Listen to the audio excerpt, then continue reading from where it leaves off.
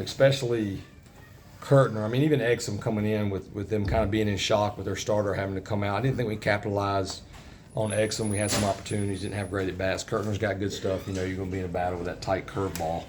But our guys battled, and I didn't think Aiden had his best stuff. He still battled, didn't have that perfect control that he's had recently. It was really good to see Kyle Percival get back out there and pitch well. Matty Mathias had some big outs, and then Matt Poston. I mean, that's what we need when you got to get that boy back going. And he looked as good as he's looked in a long time, so that's the positive off of it. 3 in 1 week, take the series win and move on.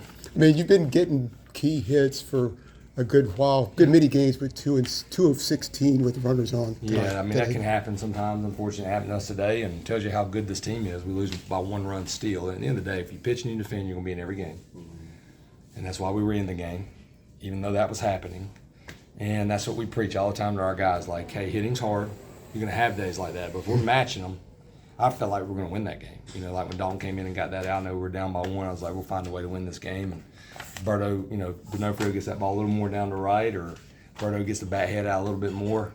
We'll probably celebrate a walk-off potentially with Berto. But, yeah, I mean, you got to give them some credit, too. They're a good club. And I told our guys, I've been a part of a lot of teams, and we have swept every ACC team we played at home and then won a series against a really good team in Virginia Tech. So just take a shower and move on and be ready for a tough week. It's the first time you've lost a series finale in the conference. Yeah, I mean, I just know that it's the first time we ain't swept at home. And you get a chance to sweep, you got to go for it. But at the end of the day, you're trying to win series. This team, I mean, they're going to be ticked off if they lose a game. There's nothing I have to say to them. If anything, I have to tell them to move on. And we got a short week. I told them we got to give it everything we've got this week, because then we get a little bit of a chance to recover, which will be good for these guys. What was Kurtner doing? It looked like he had a little bit of a funky wind-up. Yeah. And good off-speed stuff. Yeah, the breaking ball's elite. I mean, it is a nasty breaking ball. It's hard to time it up, and he was able to mix that for a strike when he needed it, and also, you know, reach back 92, 93 at times. He also threw some change-ups that he hadn't thrown a ton to some of our lefties to get some big strikeouts. But, you know, the key there was he was on, and our pitchers kept matching him for the most part. So we had a chance to win, and unfortunately we didn't get it done. Coach, what can you say 4 games into the homestand now, this last homestand of the regular season, what can you say about the atmosphere at the Bosch? I thought it was great, and it should be. I mean, I'll just be honest. We should pack this place every night. I mean, look what our program's done since Coach Fox has been here.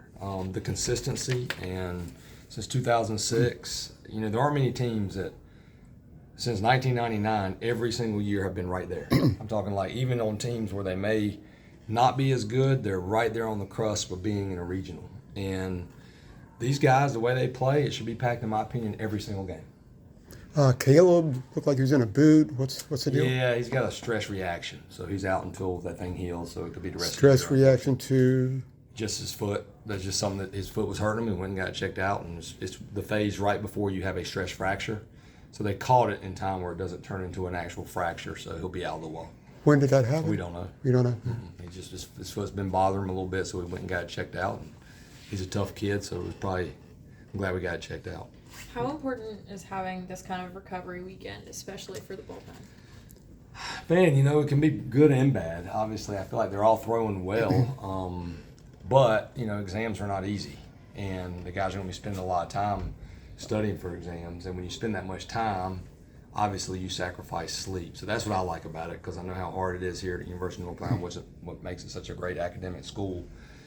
So that's why I'm excited about it. It'll be big for them. It'll help them recover some. But, you know, I told them we don't need to recover. We should be exhausted Wednesday night after that William and Mary game, and then we'll take some time. How do you approach the pitching knowing that you don't have a league series next weekend? Yeah, you know, we talked about it a little bit. We won't start any of our weekend start. They won't pitch on Tuesday or Wednesday. I'm not going to pitch to Carroll 4 days rest this time of year. So we'll bullpen him, but, you know, we could start a guy like Aiden Houck next week against Campbell. We'll probably do the same thing we've always done since I've been here. We'll simulate a game on Friday. We'll simulate a game most likely on Saturday for DeCaro and Sprague, and that way they'll be good and fresh going into Louisville.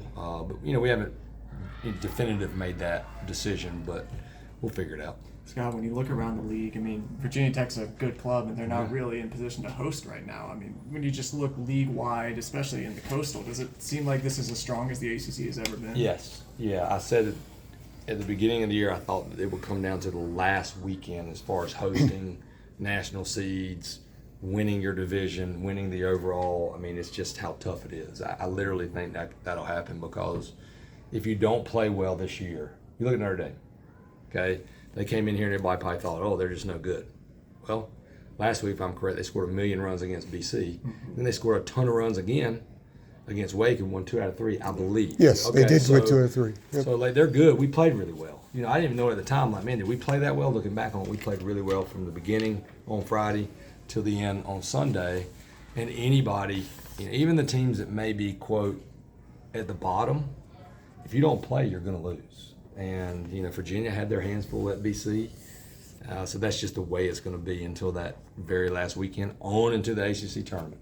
And that helps for the NCAA tournament, right? Yeah, oh, yeah. I mean, you know, at the end of the day, obviously your goal is to win the overall ACC championship. Your goal is to win the ACC tournament. But your ultimate goal is to win a national championship. And so you literally, in this sport, you have to go one day at a time, and you're hoping that you are at your best that Friday in a regional. Bottom line, that's what you're hoping. Last one. Parks 3 for 3 Yeah. with that clutch hit in the bottom of the ninth. Yep. How important is having him just in the lineup, especially for moments like that? He's just a pure hitter, not just a power hitter. And he's been in those big moments, obviously, which help him.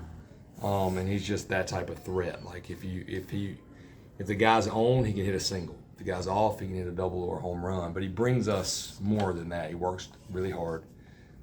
He's a great locker room guy, and he's helped our team more than just what he's showing. He's a phenomenal kid, phenomenal student, and he's learned to lead. It's kind of hard when you come to a new place, but now the guys see like, okay, this guy's a leader as well. So that's really helped us. Thank y'all. Thank y'all. Big post.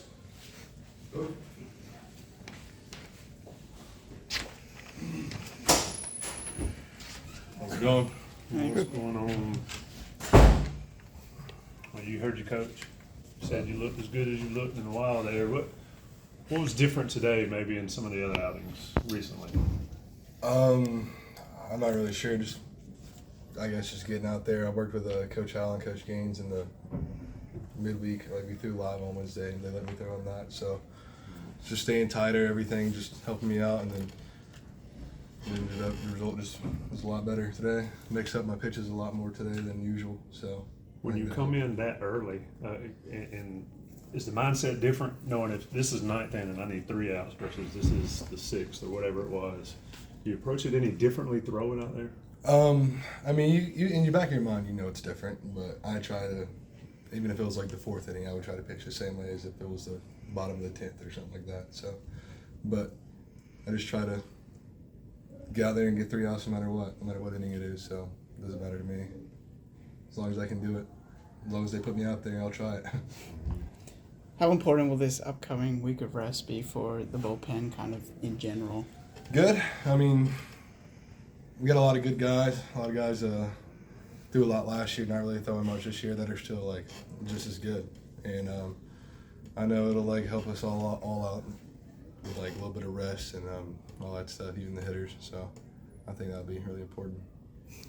How about the two good starts you guys got in the first 2 games? How much did that help the bullpen as far as being rested and ready? It meant a lot. Like, Caro went out there, he got 7 innings? 7 innings? And then he's a stud, so we know he's going to be able to go at least 6 for us most of the time. So he helps us a lot. And then you got, like, Mateus and Pence, and then if you go 7 innings with the Caro, and then you can get Mateus and Pence in the 8th and the 9th, and then not many teams are going to win if that happens. So, and then Shea, he's been solid. He just does his thing, and 6 2/3, I think, for him, or 6 1/3. And, same way. You got Pence and Matty, they can go back-to-back days. You got a lot of guys like Percival, Beauvair's been throwing well. So, and I think the more they lengthen out their starts, and the more guys that are doing well out of the bullpen, it's going to be good for us. How have you seen guys like Bover, who might have pitched a lot last year, that are now in bullpen roles, kind of step up when it's needed? Yeah, good. Like he was Friday night starter for about the year last year, and Coach Forbes just told him like, look, we need you out of the bullpen, and he might not have done as much as he wanted to, but now that he's been in there and doing well, like I think coaches realize like, all right, like he's still got it, he can get it done. So he works his tail off, so just like everybody else. But I think him starting to do well is going to help us a lot too. So.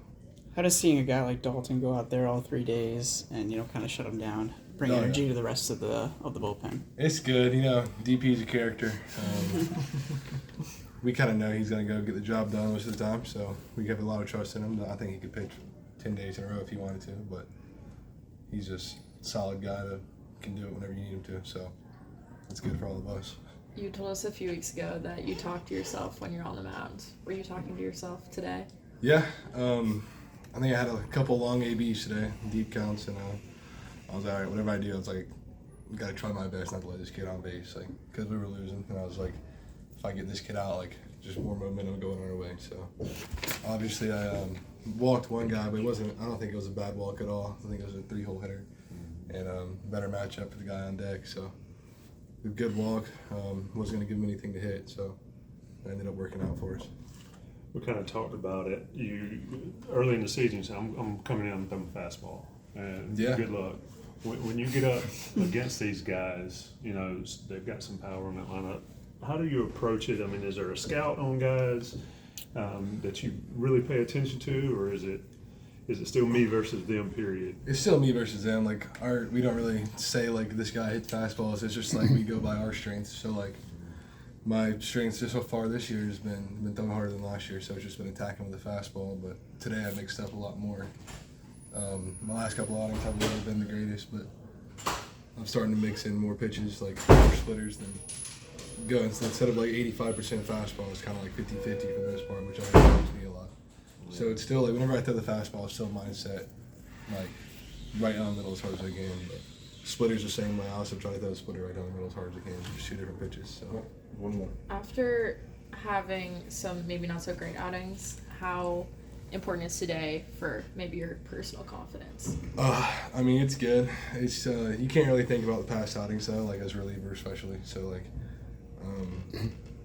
you try not to think about it, but like every day you go in there, you try to do your job. Like the coaches trust you is all you can ask for. They keep putting you out there. So I think today, obviously, it makes you feel a little bit better, but we ended up losing still, so it doesn't really mean too much, but it'll be all right. Thank you. Thank you.